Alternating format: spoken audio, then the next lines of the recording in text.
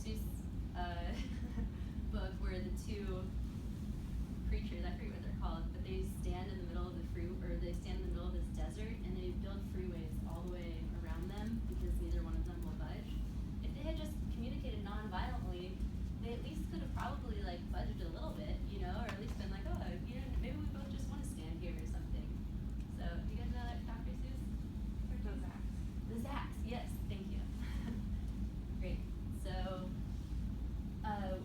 here's another really great thing about nonviolent communication. You might be thinking, okay, cool, like, this all makes sense. I think I can do this. I'm on board.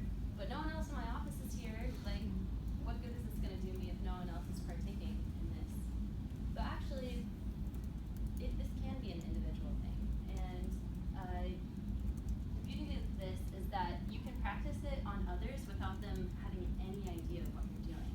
In fact, you could even A/B test this. You can say, I have 2 conflicts right now.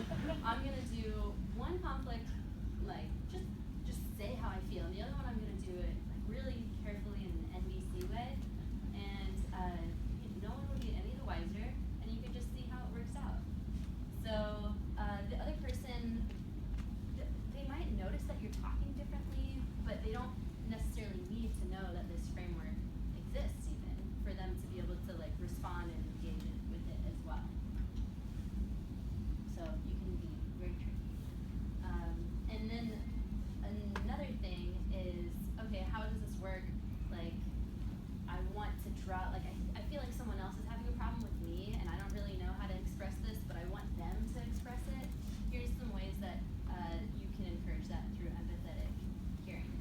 So you can frame questions and really frame a conversation around this.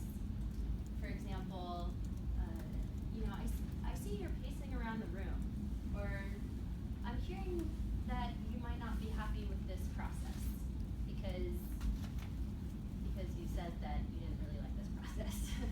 So you can kind of state an observation and kind of draw someone else into processing this with you without being like, hey, let's